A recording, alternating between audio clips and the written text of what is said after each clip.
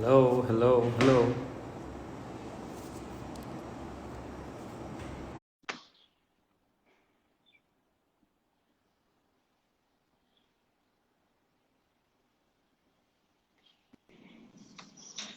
Hi Hi, Vineet. how are you? So we Good. just we're just waiting for more people to just log in because I just started, Yeah. and when people will log in, so I'll introduce you.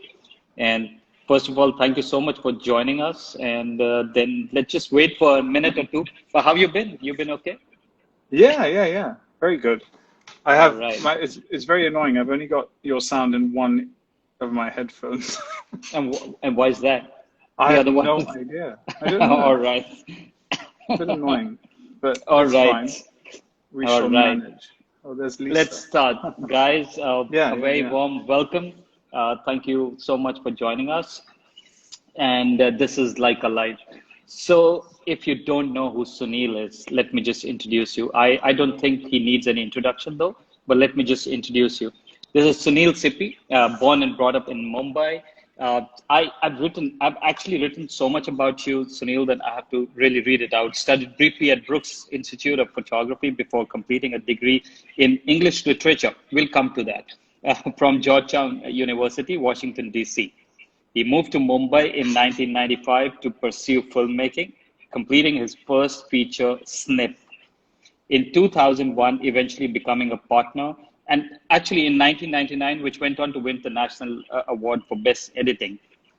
In 2001, he became a partner and directed commercials for brands like Lux, Garnier, Asian Paints, Pepsi, Lay's, Kellogg's, Blue Star, Horlicks, etc., etc.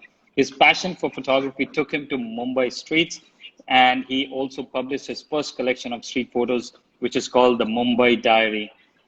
He continues to direct commercials with the Firecracker Entertainment, and he's currently working on a larger photo book on the city. Sunil, thank you so much for joining us. One correction. I was born in London, Sorry, you were born in London.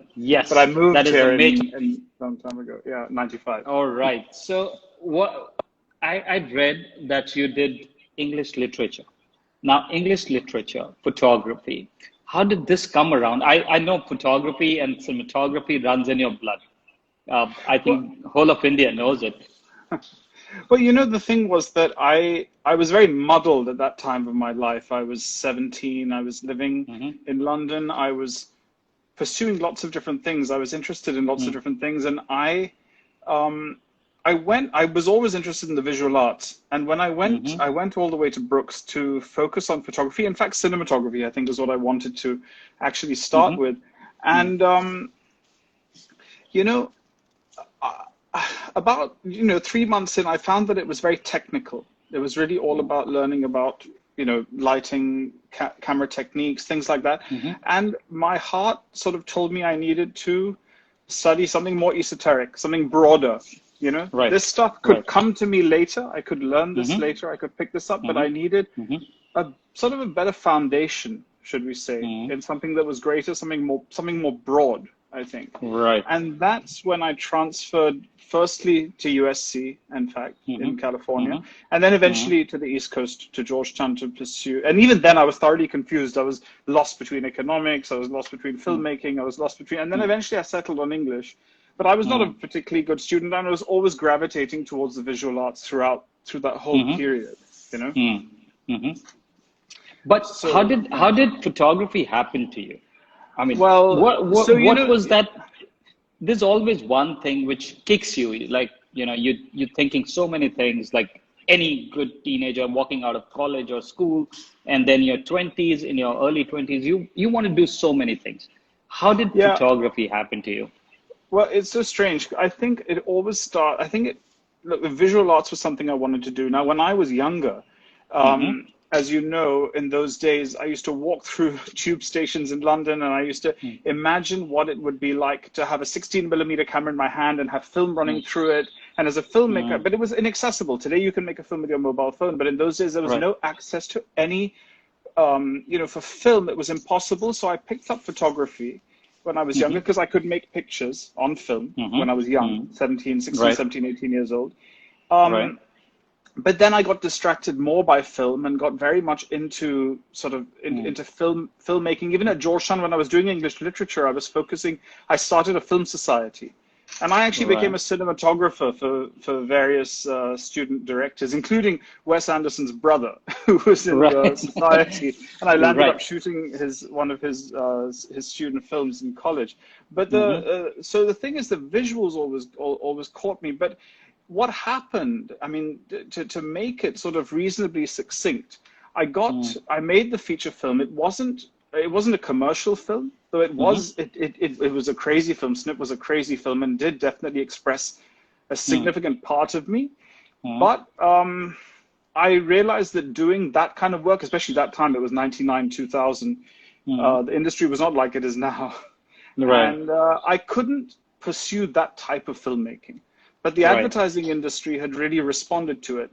And I got an opportunity to direct commercials because it was a very visual film. And I think, the advertising universe at that time was very open, in many ways. So for a person like me, who's a photographer and who's also probably, we started at the same time, you were seeing everything in a motion where I wanted to freeze things.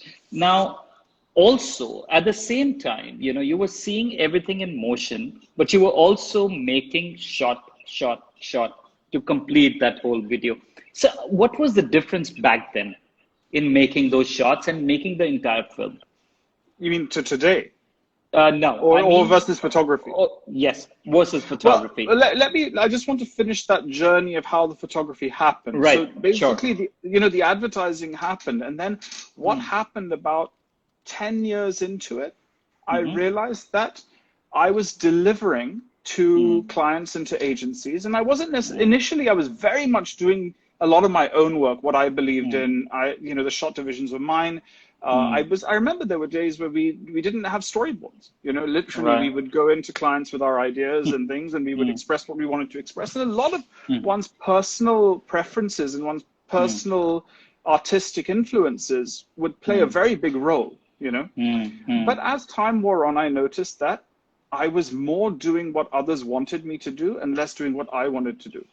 And that was important for me to do to survive, to be relevant. I had to do that. I had to respond to the changing business, and I still do that. Right. So around 2009, 10, photography came back into my life as a way of owning my visual, owning my image.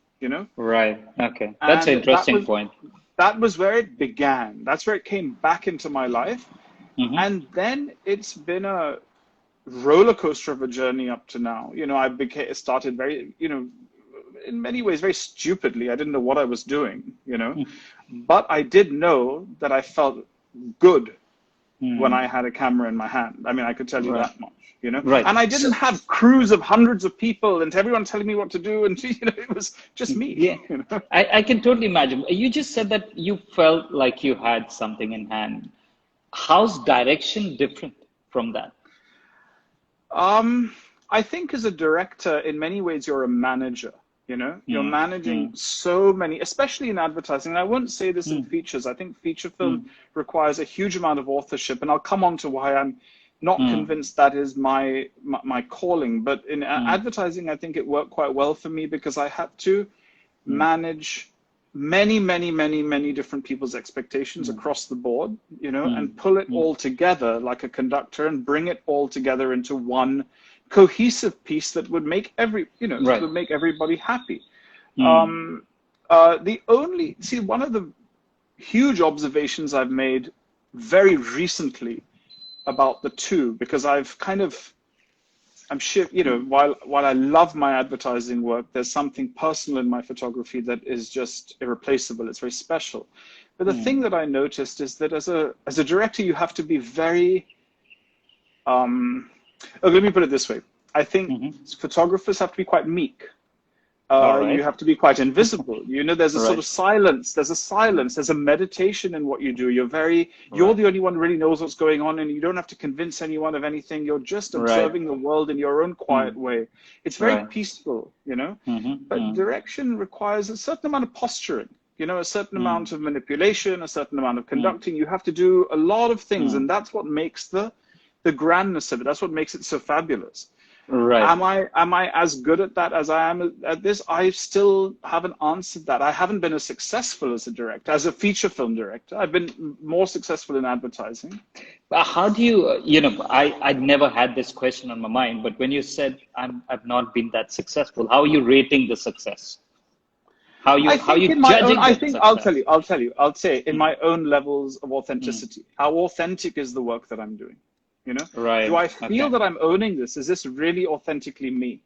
You know, and I think that's a personal journey that we all go through in trying to find that voice. You know, what is it that we're doing that speaks to us the loudest and the most honestly? You know, and I can certainly say that for me, photography has been the most honest part of my creative journey. All right, that's great to know that it's been, your honest journey. Every photographer, we strive in our lives to find that voice.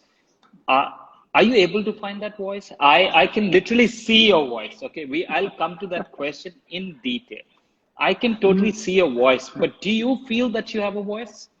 I feel it's almost like one of those someone who's been preparing for a fight. You know, you've been in training. Like I feel like I've been in training for 10 years, and I feel now I'm ready. You know, so I feel like I think I've done my groundwork.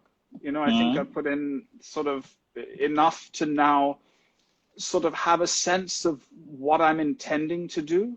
But I think that the exciting time is coming for me, and I think to get more detailed about it, I think for many years I was very heavily dependent on monochrome. I was nervous about color. I didn't understand. I'll come to that. I'll come to that because I've been shooting in color all my life, and I've wanted to really talk about this. And you picked up Leica from the word go. Yes. So let's talk about why did you pick up Leica? Oh, it was such a funny story. I was on the streets of New York in 2010 shooting with a Nikon D90, which was attached to me. It was an extension of me, and I really loved that camera. And then I went to a store. I don't think it was B&H. It was a smaller store, and they showed me, and I loved the design of the Leica. My first camera was a Canon AE1. The metal, the feel of a camera, the shutter speed over here. That's all I always wanted. When I saw these new digital cameras, I said, but where is the aperture? It's meant to be on the lens. Where is it? All these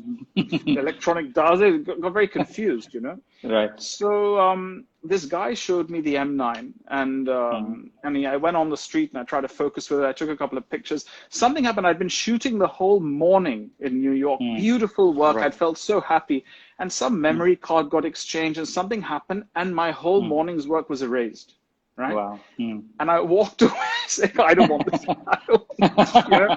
I just had a strange, funny moment. But then later, I always had my eye on it. And then I had a very serious accident in 2012 where I lost a part of my left foot in a very serious accident. And I was recovering from that.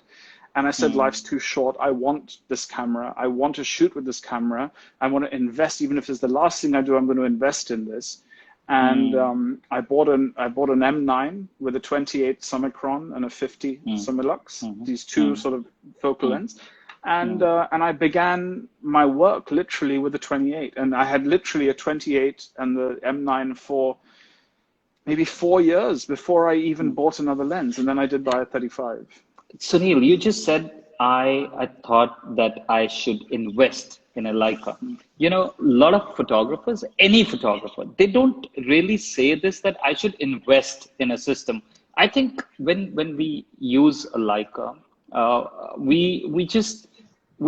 not saying that we part a lot of things to get into Leica, because pretty much if you'll say, there's not much of a difference in prices. But if you'll actually ask me, you kind of achieve a Leica. You deserve a Leica, then only you buy it. So that's what I wanted to know. When did that happen, that you felt that you deserve a Leica? It's funny because Leicas, I think, in many ways are like watches in families. You inherit one from someone in the family, Okay. and my uncle is very much into photography in London and shoots with a Hasselblad, and he was very upset when I bought my first Leica. He said, you know, his father had a Leica, and he said that he just felt very bad that he never kept these things. When did I feel I deserved it? I don't know. You know, I just saw life as being, it needed to be savored. I'd had this accident. I was, you know, I was a little frightened, but I was also wanting to embrace the world in a much more powerful way than I had before. And I said, this is the tool that I want to do this with. And then it's a much more beautiful thing after that, because just getting it was one thing, but then how it changes you from the inside is something that only Leica users know, you know. It changes the way you see the world, and that's a very spiritual thing, you know. Yeah, it is. I totally resonate with that, and that's why we're using. You started with a monochrome. Now, actually, you know what? No, I came to a monochrome after that. That did come out. I came to a monochrome after a couple of years. Started with an M9, then I realized I was only shooting black and white. I was just unable to shoot color, so I said, let me invest in a monochrome. Yeah. Right. So it is, you know, that is a big investment. I did that about 3 years back, that I left all my color photography, and just for a year, I wanted to, just for the discipline, I got into monochrome, but just to start out with monochrome. You know, I think it's a tough decision, which I could not understand. I see the world in color, and I always wanted to put it across as color. For me to understand how the reds will look in grays, it was very difficult. I could not see the world in black and white. How? Please explain. You know, because it'll be beneficial for me, for all the listeners, that when they're stepping out, how can they just start out with you know, monochrome? Because it is actually a discipline in life. You know, it's so funny. I look at it the other way. It's absolute fear. It's nothing else. It's, you know, you're able to look at the world in color and be confident of reproducing what you're seeing in the world. I'm terrified of what I'm seeing in the world, and I have to manipulate it and give it to you on a different palette. I have to change it all so that I can understand it and accept it, because I'm not brave enough. I'm not brave enough to take the world as it is. You know, I have to change it. I have to romanticize it. I have to twist it. I have to turn it. That's why I'm using monochrome, right? I'm not comfortable with looking at it in color, the world. You know, at that time, not now, but then. Yeah. All right. So do you think is it a kind of manipulation to shoot in black and white? I think manipulation is a bit of a mean word, but I think it's a romantic way of looking at the world. I think it's I think what it does, I think what I used to feel at the time is color was distracting to me. Distracting was the word I used. There are too many things going on, but when I see black and white, I'm just in these monotones, and I can feel the soul of the picture more clearly. And I would put that down to my lack of experience and my the nascent nature of my journey. But having said that, there are photographers who have stayed with that through their entire careers. Look at Michael Kenner's black and white work through his entire life. It's absolutely remarkable. He's done it for 40 years. It's absolutely magical. You know? You know, Kudelka's predominantly black and white, I would say. You know, there's so many photographers who remain black and white, and that's why they do it. Yeah, you know, it's absolutely great if they can maintain it. It's beautiful. You know, it's not an easy thing, but I would say that photography in itself is a big romance. Now, how you remain in that romance and how you maybe evolve in that romance is also very important. So that is what I really wanted to ask you. Did I go? Yes. So it's sorry, it got cut off for a second. I missed your last. Okay. Sorry, I missed the last question. So I said, being a romance. Now I feel that you tend to evolve also in your romance. You said when we were talking about voice, you said 10 years you're ready for the world, to take up the world. I feel in 10 years, maybe there are so many times that you evolve from one state to the other. And there is also maybe the current state which you are in, or which I feel I'm in. And maybe after 2 years, we look at the work which we created 2 years back and we see, oh, what the hell were we doing? This is us. So this is a very tricky thing which I keep facing, and I wanted to ask you that how do you feel about that? I have this this theory. People like Robert Frank, Saul Leiter. A lot of these guys lived to their 90s. Yeah. So many, Cartier-Bresson 95. So many of them to the 90s, and I think and they have such a spiritual relationship with what they do. I think God is that listening to them, and the one thing we all need is time. Right. So are you trying to say photographers live longer? I mean, it's something to consider when you think about the relationship between the camera, your own sense of meditation, spirituality, what you're trying to do in life, and the fact that one of the things, Paul Gary Winogrand unfortunately left quite early, but I'm saying otherwise, what it is, that the journey that you're on, it does take time. To make a picture in, today, in 5 years, it looks different. In 10 years, it looks different. In 20 years, it looks completely different.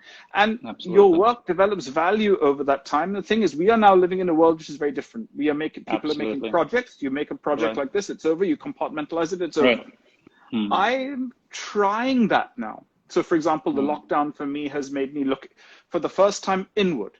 It's a huge thing for me to actually point my camera towards me, towards my world. I'm terrified of being called privileged. I'm terrified of being looked at in a particular way. I keep, there's a certain nakedness when I'm starting to show what my world looks like from the inside. But I think there's a maturity in that too. You have to be a little fearless about it and see that it's not so much about what other people think, but what you're feeling. Now, this is a project that I can finish in when this lockdown's over, but otherwise my work, it takes years, I came back from Cuba and Mexico. I make 10 pictures. What's the value of those pictures today? But if I go back year after year after year, and create a body of, I need time to do that, right? Right.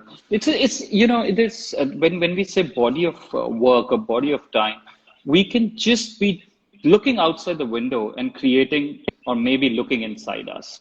A lot of painters, if you'll see that their style has actually evolved over a period of time, and their styles have also changed. And I'm talking about artists because I feel my work has huge influence of artists in my work. So just for example, Picasso, Picasso changed his style at least 8 times in his life. And the funny thing was, every time he used to change his girlfriend, his style used to change.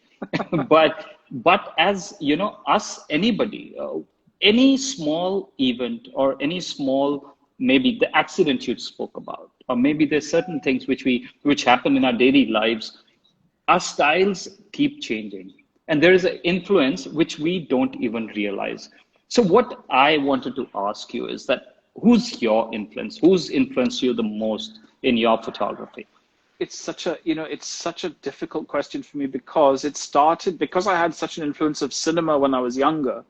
I remember when I bought my first equipment, I bought a 400 millimeter lens on my Nikon because I used to shoot a lot of long lens in cinema. One of the things that I was considering is how lucky I was that for the first few years I was shooting my photography, I didn't know anything about photography or the history of photography. So I was shooting very blind for the first few years. I didn't even know there was a genre, very much in the beginning. I thought I was the only one. Wasn't that a good thing? We were not tying ourselves. Yeah, it was beautiful to feel that way, The influences crept in. See, I think the way influences work, it's your life experience is one. I think your childhood and the things you've seen, that's your first thing. The visuals that you have seen, in a sense. The second thing is obviously there's your music, your films, your literature. Literature, I think, is one of the most powerful influences on me, and it's not. I'm sporadic with my reading, but I know it has a much more profound influence on me than art.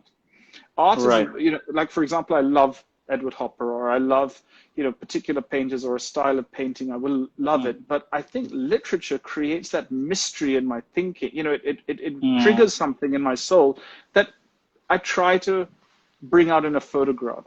So when I went to Mexico, I was reading Malcolm Lowry's Under the Volcano, which is a really difficult book to read, but the imagery in that book was so I don't know, it was stark and sensuous and strange. And then when I'm seeing Mexico with my eyes, that to me is a very powerful influence. Literature, I think, has a very strong resonating power. But eventually, yes, I bought all the photo books. I started following all the photographers. Very early on, it was Daido Moriyama. I got obsessed with black and white. I went to Hong Kong, started shooting the street like that, going, I'm going to do this, Came back, I've still, out of that trip, I've got 5 images that I quite like. Will I ever use them? I don't know, Then saw Leica. I was, really took to him for a while, and I, love what he does. And then eventually it was Alex Webb's work that I settled on as a kind of, as something that I really aspired to. I loved, and that's what pushed me towards color, I think. Right. Okay. So, you've spoken about how your style or how photographers and writers influenced you. Now, I believe, in fact, a lot of photographers will agree with me that when we look at your shots, there's something very cinematic about it. And when, I want to understand, what is the difference, what you felt between photograph, still photography, and motion photography? Because I feel when we are shooting, when there's a good shot, like you were talking about streets in New York or streets in Europe, you get a shot and you feel, oh, so cinematic. And then when you're doing cinema, you feel, oh, what a shot. So I want to understand, what's that to you? How do you find? It's a wonderful question. I think the thing is, in cinema, the amount of people that are put together, the amount of meetings we have, the amount of detailing, hundreds and hundreds. I mean, I was doing a Pepsi commercial on the streets of Hyderabad with Sachin, Dravid, Sehwag, Yuvraj. The entire cricket team on the streets of Hyderabad with hundreds of extras running on the streets. And I was sure. Yeah. How are we going to do this? And then you make this cinematic piece of art, but but there's hundreds of production people. There are 3 cameras. There's this, there's that. There's all this kind of chaos is going on to make this image that eventually nobody can feel that chaos. They're seeing a story, right? Right. I think Schindler's List is probably the film that blows me away the most when I look at something that is artificially created and feels so incredibly real. And I think what happened to me was the cost and the drama and the absolute stress of that execution. My God, what if I could do that by pressing a trigger like this? Right.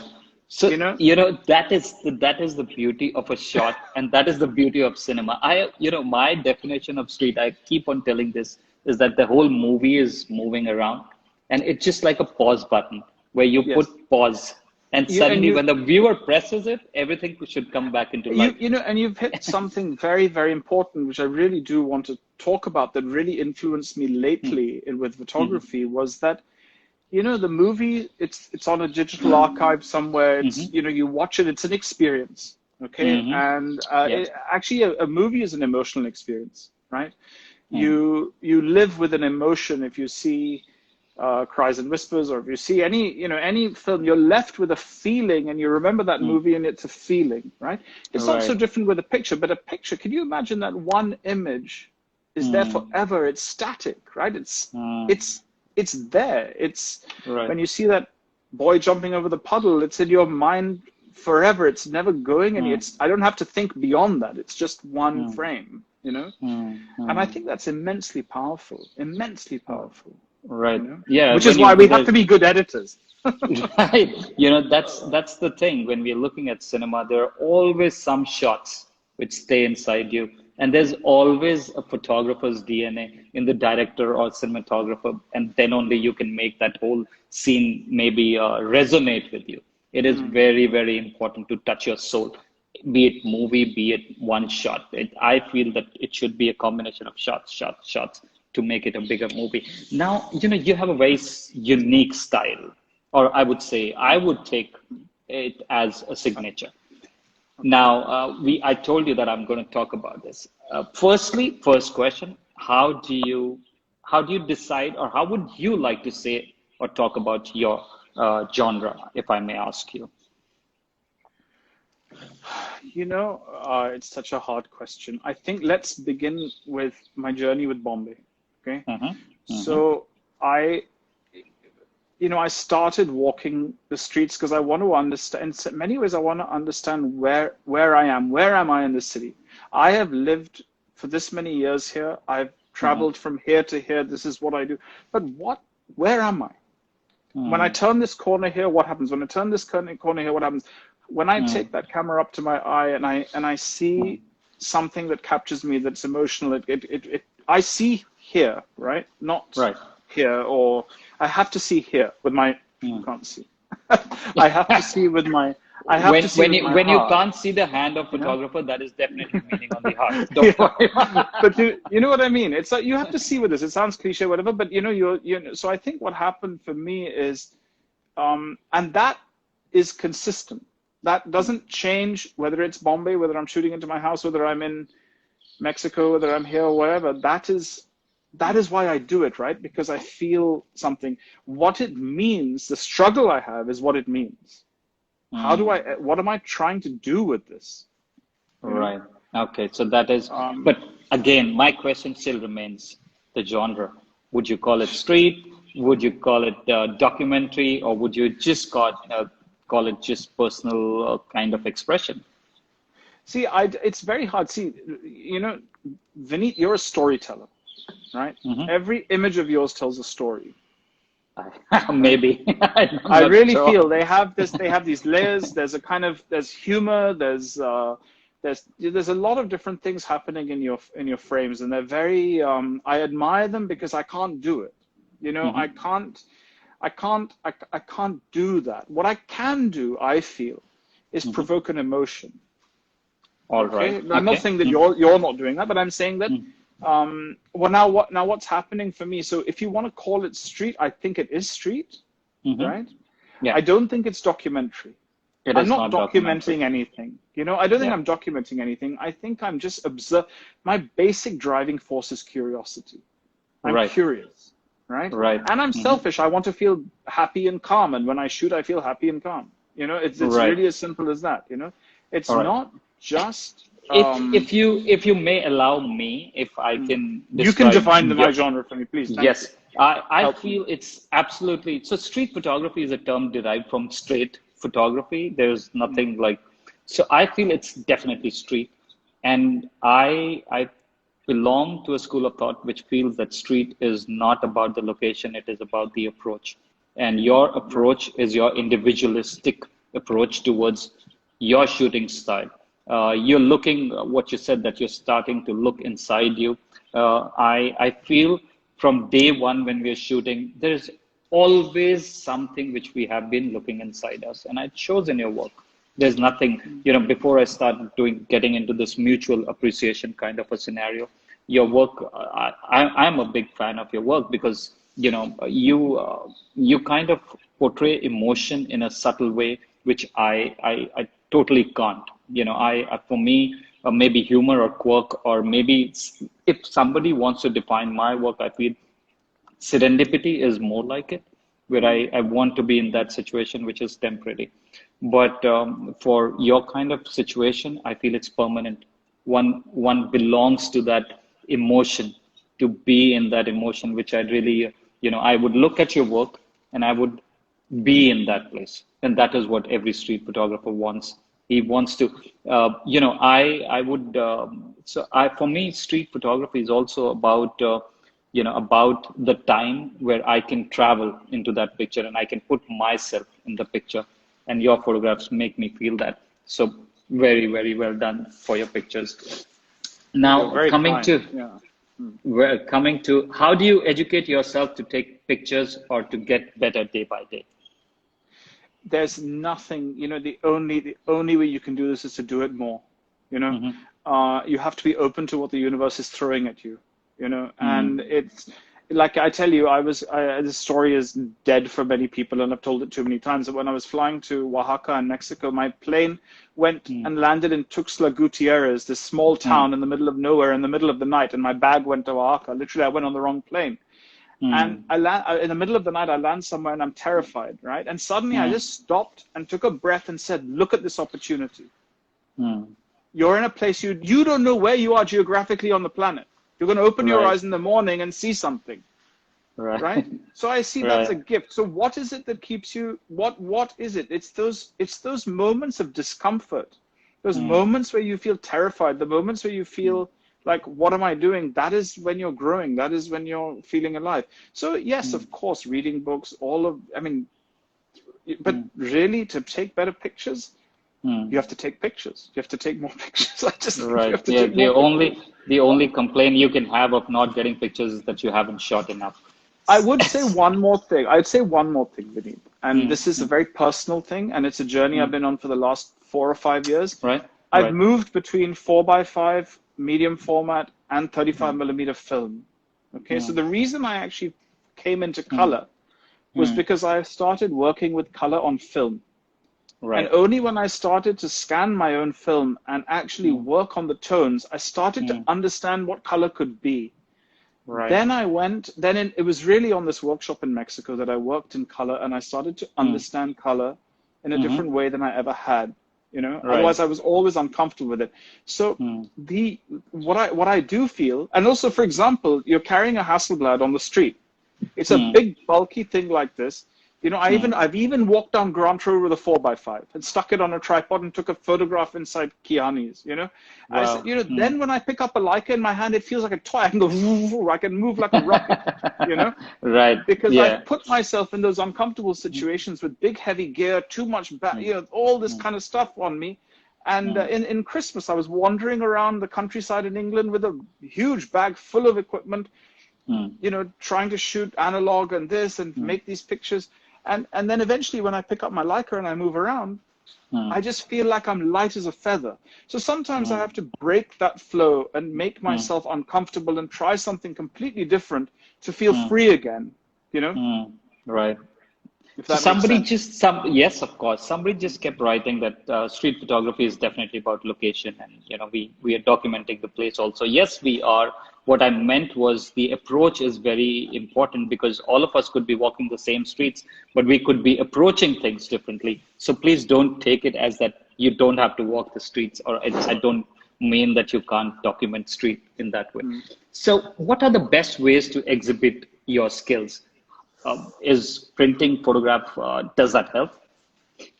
I bought a printer, earlier this year Mm-hmm. because I just Mm, felt it was really started to get important for me to look at my work in a more tactile way. mm-hmm. And it was a bit cheaper than going to expensive places to print regularly. But Mm, I think, you know, personally, though I haven't really now I've been working on my photo book for 3 years. mm, It's been a disaster up till now. mm, I feel it's just about there. I'm feeling really happy with it right now. I think the mm, reason why I think a photo book is a really good document is it's an archiving of something. Whether anyone's mm, interested or not, its value may mm, not be there today, but its value mm, may be there in 10 years, 5 mm, years, 2 years. You don't know. mm, Exhibitions go up and come down. mm, They move mm, fast. You mm, don't know. I feel that but now today there are so many other options. There are zines. You mm. have, but I do feel the physical photograph is very important. My mother was the original Instagram. I mean, she photographed and documented everything, and there are albums and albums of photographs that she's recorded every party, every get together, everything. It's all physical in albums, and Mm. it's beautiful, to have Right. that. So what we hold in our hand are photographs, and what we see on laptops or Pixels. computers, they're pixels or backlit images, nothing. Yeah. So, We don't. all right. Yeah. Yeah. Hmm. So, this is the question answers which I wanted to ask you. Now we have a section where our viewers send in questions, Hmm. and we Hmm. Hmm. have questions for you. Okay. So Kshitij asks you, did directing feel like more of an artistic fulfillment to you than cinematography? Um, if I'm to be brutally honest, I think Mm-hmm. everybody wants to be firstly, to be a director, the one thing that's really important is you really should be really having something to say with your story. And I think that's where I've struggled the most. as a cinematographer, I express with light, and I express and I support somebody. I support someone with all my experience and all my everything. I can just support that person's vision, but the director needs to have the vision. So just I don't know if I've answered it. Which is he asked. What did he ask? I don't know if I've answered it, Vineet. He said, all right. So is it like just more of an artistic fulfillment to you than cinematography? Directing. He's comparing directing to cinematography. I haven't been a professional cinematographer. I've always done it as a sort of side thing. So I've never sort of engaged professionally as a cinematographer, only as a director. I can just tell you this thing, directing the commercials that I've directed and working because it has been the greatest fun to go from beauty to humor to action to something else. You know, you can period building, going to the 50s, going to directing is an incredibly satisfying genre, and I think within commercials, I have to say, I don't think there's anything more satisfying than that in many ways, because your project finishes in 2 weeks. 3 weeks, you know, you turn something around, you move, you work with different crews, you work with different people. It's amazing. So directing that way is incredible. I've not been a professional cinematographer. All right, Kshitij, I hope you've got your answer. So what camera you use to get that vintage feel? Do you shoot film? I do shoot quite a lot of film. I shoot 35 millimeter color typically. But I also, I don't, you know, I know that you, Vinny, and this is where I'm, you know, I'm very in awe of your purity, because I know you don't manipulate or touch up, you know, you don't do anything to your pictures. The way they come out of the cameras, the way you put them out. I'm still struggling. So for example, when I'm taking Portra 400 or Portra 800, I'm very comfortable with the color it's giving me as it comes out from the lab. And it's very natural. It's what it is. I like it. But digital, I've struggled with. Digital, I feel I have to manipulate to some extent to get a feel and a mood that I want. And I'm still doing that. So that's why I like film, because it gives it to me automatically. I don't have to do anything. I choose the stock. When I choose the stock, I know what result I'm going to get, you know? But Sunil, you know, in our times, I don't develop my film today. You know, I do shoot about 4 to 5 films in a year. That's it. Yeah. And I'm talking about rolls. But I used to push and pull at that time also. So there was indeed some kind of, you know, post process on the negatives also, which we could do. So, you know, I'm a purist, but I still, you know, about 5 to 10% crop is fine by me. I'm not really addictive to that, oh, I will not crop at all. There is a little bit. All right. So are you ready for the next question? This is by Sadhna. You have studied literature. Does the romanticism of literature inspires you while inspires to you while creating your frames in photography? Well, I feel yes. So. Yeah, I think it's more of a much longer term thing. These things are all feelings. You have feelings, images are provoked in your mind. They reflect back to something you felt about your own life. Something happens, and then that eventually has an impact on how you see a color or how you see a space or how you see somebody turn a corner, or how you edit your work. It affects the way you edit your work. When you look at something, why is the hand gesture here speaking to you and not there?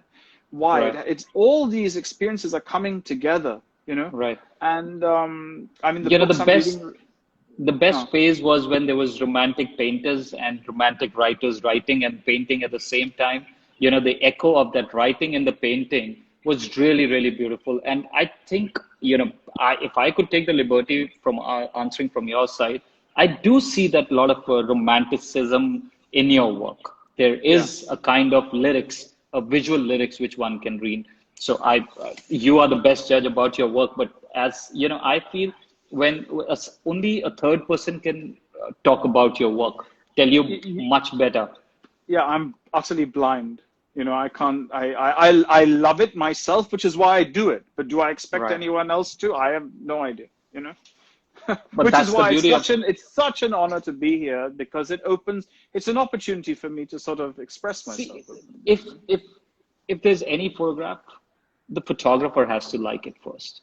The photograph belongs to you till the time you've shot it. After that, it belongs to the viewer. We are reading it. So it belongs to us equally the way it belongs to you. So we are interpreting it in our way. So Great. the next question is by Colson Julian. I like his work too. Would you ever consider shoot a commercial print campaign? I would love, this is the thing, this is one of the really, really, interesting things about the times we're living in. I think people like Saul Leiter, Fred Herzog, Martin Munkashi, all these guys were fashion photographers, They were doing campaigns before, and their personal work came later, that was the evolution of that's where it all began. What I love, I love the idea of it. I don't know how responsive people are to it, but I would love to see.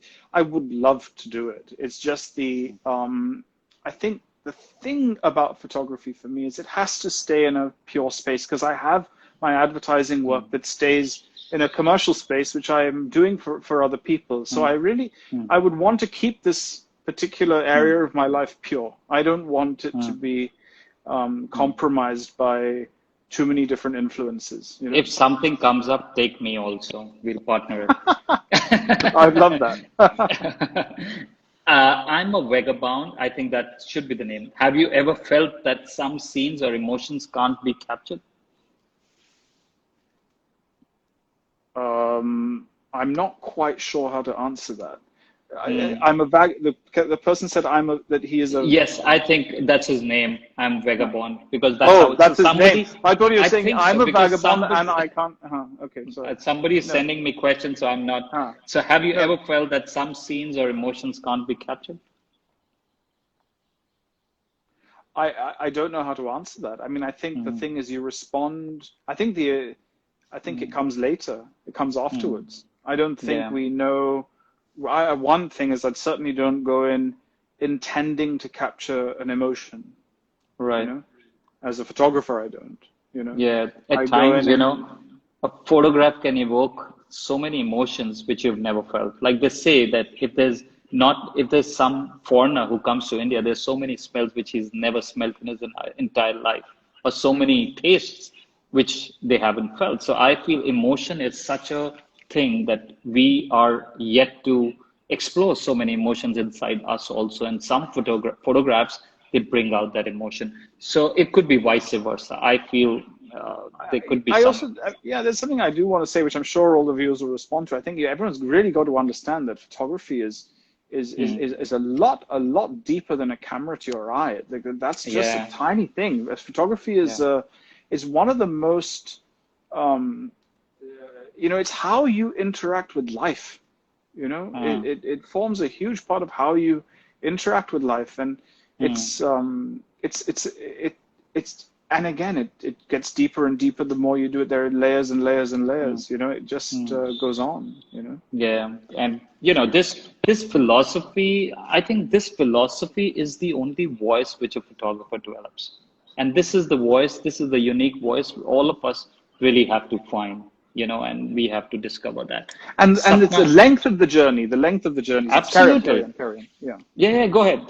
This is no. Also the length of the journey and also the baggage which we carry. There's always a baggage which we carry, and that comes into the picture. Yeah. So I think this is going to be the last question, which is by Sapna Mathur.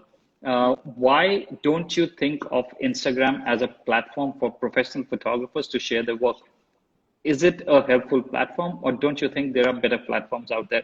I feel, I felt that this last question should have been more about photography and rather than Instagram. But if you would still like to answer that. I want you to answer that question. I think, look, Instagram is when I started out on Instagram, I was terrified. I was like, what is this? Eventually Instagram became for me a journal, a public journal. It was cathartic. It helped me express myself. I was able to write on Instagram, ramble, as my friend Kunal jokes and says that I'm writing the Rig Veda, right? And he doesn't know, But the point is, it's sort of like, for me, it's a way of expressing something quite deep within myself, and perhaps it's the wrong forum. But is it a place for professional work to be displayed? Probably not. Yeah, I do display my work, but it's not like, so for example, my Bombay series is not on Instagram. You know, today I Yeah, post so different I, pictures. you know, I personally feel that you can get rid of that question. It's not that great a question. I would really want you to. Dinesh Khanna sir had just written that he asked a question. Sir, can you write the question again? Because I think the guy who's sending me the questions has missed it. If you can write the question in the meantime, you know, what I feel about photography and my takeaway, you know, I always feel that learning is a key, and where the photographer stops learning, we can't really grow. What my key takeaway is that there are so many emotions which, as a photographer, we still haven't explored in the pictures. And when we go out there, we take pictures not actually feeling that this is going to be the emotion behind the picture. It comes Yes, much later. It comes absolutely. much later, and we Absolutely. try to fix it. Years later, maybe. Yeah, Years it could later. be, you know, when I said that there could be images which we felt about what we were shooting about 2 years back are not relevant today. But at the same time, some images which you could have made 5 years back, they could have been much, much brilliant pictures now, or maybe resonate with you. So there's a question, which is quick question. Is there an iconic picture you love that you wish you had shot? Hundreds. That's by Vivek. It's Hundreds. I mean, just one. If you because I had to think just live with one picture. I think, you know, there's a photograph of Alex Webb's, which is there are two pictures, okay, but one of them is the helicopter in the field, and Yeah, with there's a with guy the, who's you know, coming down. yeah, and it is one of the most lyrical moments Mm, of documentary life. I mean, that was the real thing happening over there, and it was just, you know, he mm, managed to catch that. I thought mm, that was one of mm, the most you know, a very evocative mm, photograph that had a lot of poetry in it, but it was mm, also completely like a live mm, moment happening in front of you, kind of thing. You know, it mm. looks like a movie, something from a movie almost, you know. Right. So if you had to choose one photo that it means the most to you, what would that be? Of mine. Yeah. I haven't shot it yet. Well, that's a typical answer by all our photographers. Dinesh, sir, if you mind, just write question here because it's going somewhere else. I can't see that question. Just write it here, or maybe just send it to me personally. I'll ask him. So, what are the biggest difference to you between a painting and a photograph? I think the limitation that we have as photographers, that we are stuck with the world in front of us, you know, and I think Mm, painters are really have that imagination, ability to twist it, you know, and mm, I think that we have it too to some extent by using mm, layers and using things, and we can mm, create. mm, I do feel, and also with film stocks and things, I think there are ways of using the camera like a paintbrush. I think there are ways mm, of doing it, but mm, and you know, manipulating reality the way a painter can with his mm, imagination. And at the end of the day, that's what a mm, painter is. You know, does the painter really want to recreate exactly mm, what is in front of him? A painter mm, wants to similar to us as photographers, where we want to mm, you know, hearing you talk about my work makes me feel very nice because it makes me feel like there's some authorship there, and I mm, think we want to have that authorship, that we are the only one who can take this picture. mm, That is the artist's expression. That's what how that artist, he or she, is seeing things. mm. I think that, you know, but broadly speaking, we are working with a technical tool, you know, Mhm, and mhm. they're working more with their imagination, All little right. bit more. There's a Quickly, we don't have time because Instagram is going to go We're shut the gonna live. kick us off. All right. Yeah. So difference between, this is by Dinesh, sir, difference between shooting in a familiar place like Mumbai or somewhere alien like Mexico. Oh, it's such a great question. You know, the vastness of the new place overwhelms Mm, you, you know. Yet yeah. at the same time, the adventure and that sense of adventure in that moment is incredible. You know, Mm, you don't know where you are. You're lost. You don't know what anything means. You don't, and you're responding from your heart so mm, instinctively. But just in the same way, I've walked down the same streets, gone to the same place 20, 30, 40, 60, 80 mm, times, and mm. it's never the same, you know? Right. So I feel I've only now, right when this travel drama and the world's locked down and everything's packed up, Mm, is where I want mm, to travel the world and shoot. Right. Because I've spent the last 10 years on the it street should outside be. my house. So Dinesh sir, it should be being an alien in a familiar place. So it'll compile both of things. It can be, you just, I feel you have to be alien every time you step out. You have to feel that this is a new place every A time new you place, step out. yes. And I think Yes, that is true. Yeah. Yeah. All right. So finally, there is also good news for Leica Store and Leica Academy that we have done partnership with Book My Show. So in case you want to book for another live session, you can just go to Book My Show and it is there. Sunil, thank you so much. I think this is the longest session which I've done so far, and Really? I think Oh my goodness. Thank you. I've learned much more than the viewers, and I'm sure they can vouch for that. Thank you so much for joining us. Thank you very much, Vineet. It's been such an honor. Thank you, Leica. Thank you. Thank you, Thank you Sunil. so much. Yeah. Have a good evening. You Bye-bye. too. Bye. Bye-bye.